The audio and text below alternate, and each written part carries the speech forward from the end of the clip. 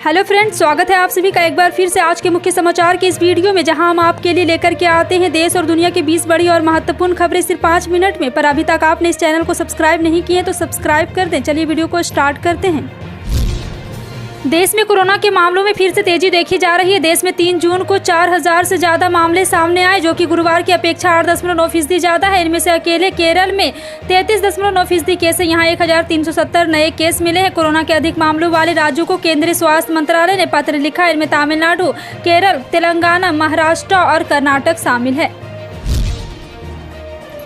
देश के 15 राज्यों की 57 राज्यसभा सीटों के लिए चुनाव होना है। यूपी, बिहार, तमिलनाडु, छत्तीसगढ़ और पंजाब में शुक्रवार को नाम वापसी के बाद सभी उम्मीदवार निर्विरोध निर्वाचित घोषित किए गए। हालांकि कुल 12 राज्यों में 46 राज्यसभा सीटें ऐसी हैं जहां उम्मीदवारों को निर्विरोध चुना जाना तय है। सभी राज्यसभा सीटों पर 10 जून को सुबह 9 बजे से लेकर शाम 4 बजे तक वोट डाले जाएंगे। इसी दिन काउंटिंग भी शाम 5 बजे से शुरू कर दी जाएगी।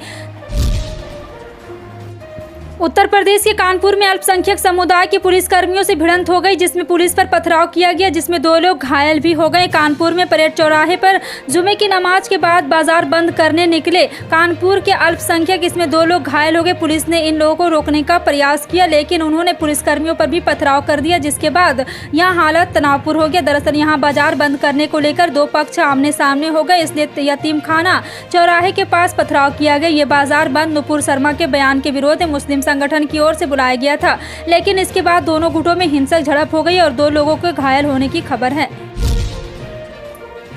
सिद्धू मूसेवाला मर्डर केस की जांच सीबीआई को सौंपने के लिए सुप्रीम कोर्ट में याचिका दाखिल हुई। यह याचिका बीजेपी नेता जगजीत सिंह मिल्खा ने दाखिल की है। याचिका में कहा गया है कि पंजाब सरकार ने बिना कोई उचित कारण बताए 424 लोगों की सुरक्षा वापस ली, अब उसे वापस बहाल कर दिया। इस बीच में यह हत्याकांड हो गया। इसमें कनाडा के क्राइम सिंडिकेट का भी नाम सामने आ रहा है। इन परिस्थितियों के मद्देनजर जांच सीबीआई को सौंपी जानी चाहिए।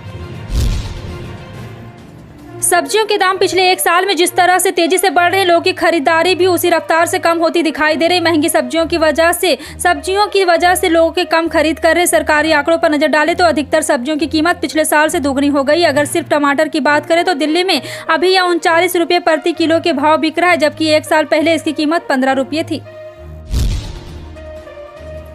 ओडिशा में बरज राजनगर विधानसभा सीट के लिए हुए उपचुनाव में बीजेपी तीसरे नंबर पर रही। बीजू जनता दल उम्मीदवार अलका मोहंती ने कांग्रेस उम्मीदवार को 66,000 अधिक वोटों से पटकनी देते हुए जीत हासिल की है। उपचुनाव में प्रचार के लिए बीजेपी ने केंद्रीय मंत्री धर्मेंद्र प्रधान के मैदान में उतारा, लेकिन वो भी काम नहीं आया। स्थिति ऐसी हो गई कि बीजेपी तीसरे स्थान पर रही और दिसंबर 2021 से बीजेपी विधायक किशोर मोहंती का निधन हो गया। जाने के बाद इस सीट पर उपचुनाव हुए। बीजेपी ने स्व किशोर मोहंती की पत्नी अलका मोहंती को मैदान में उतारा था। चुनाव में विपक्षी पार्टियों को पटकनी देते हुए मोहंती ने 93,790 वोटों से जीत हासिल की है। मुख्यमंत्री अंत्योदय परिवार उत्थान योजना के तहत हरियाणा में तीसरे चरण के अंत्योदय मेलों की शुरुआत 10 जून से होगी, जिसके बारे में जानकारी देते हुए मुख्यमंत्री मनोहर लाल खट्टर ने कहा है कि इसके जरिए प्रदेश के 1 लाख अधिक गरीब परिवारों के आय बढ़ाने की लक्ष्य निर्धारित किया गया। वहीं इससे पहले 2 चरण के अंत्योदय मेलों का आयोजन हो चुका है, जिसमें लगभग 50,000 परिवारों को बैंकों को द्वारा लोन दिया जाना चाहिए। इसके साथ ही मुख्यमंत्री मनोहर लाल खट्टर ने बताया कि मुख्यमंत्री अंत्योदय परिवार उत्थान योजना के तहत लोन के बाद लोग सही तरीके से उस काम को कर सके जिसके लिए उन्होंने लोन लिया है। भारतीय मौसम विज्ञान विभाग ने शुक्रवार को राष्ट्रीय राजधानी में हल्की बारिश के साथ आंशिक रूप से बादल छाए रहने की भविष्यवाणी की है। मौसम विभाग ने यह भी जानकारी दी है कि इस सप्ताह शहर में लू की संभावना नहीं, लेकिन दिल्ली में अगले 3 दिनों तक अधिकतम तापमान 40 से 42 डिग्री सेल्सियस रहने की संभावना है। मानसूनी पश्चिम हवाओं के प्रभाव के चलते तटीय और दक्षिणी कर्नाटक, केरल, माहे, लक्षद्वीप में और अगले 5 दिनों में भीषण बारिश का अलर्ट है। मौसम विभाग ने अगले 5 दिनों के दौरान आंध्र प्रदेश, तेलंगाना, तमिलनाडु, पुदुचेरी और कराईकल में छिटपुट बारिश की भी भविष्यवाणी की है। हर नौकर पेशा या छोटे बिजनेस वाले आदमी रिटायरमेंट की प्लानिंग लेकर चलते हैं। लोग बुढ़ापे के खर्चे को लेकर चिंतित रहते हैं, लिहाजा पेंशन प्लानिंग जरूर बनाते हैं। ऐसे में आपके लिए अटल पेंशन योजना एक बेहतर विकल्प साबित हो सकता है। कम निवेश में पेंशन की गारंटी के लिए ये योजना काफी अच्छी मानी जाती है। वैसे भी केंद्र सरकार की सोशल सिक्योरिटी स्कीम अटल पेंशन योजना बेहद कम समय में ही बहुत लोकप्रिय हो गई। अटल पेंशन योजना की शुरुआत साल 2015 में की गई थी।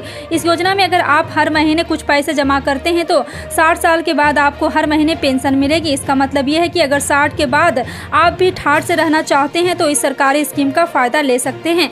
फिलहाल आपका इन सभी खबरों पर क्या कहना है, कमेंट सेक्शन में टाइप करके ज़रूर बताएं। इसी तरह की पल पल की अपडेट जानने के लिए जुड़े रहें आप अपने न्यूज़ 24 से। मिलते हैं अगली बड़ी खबर में, तब तक के लिए जय हिंद।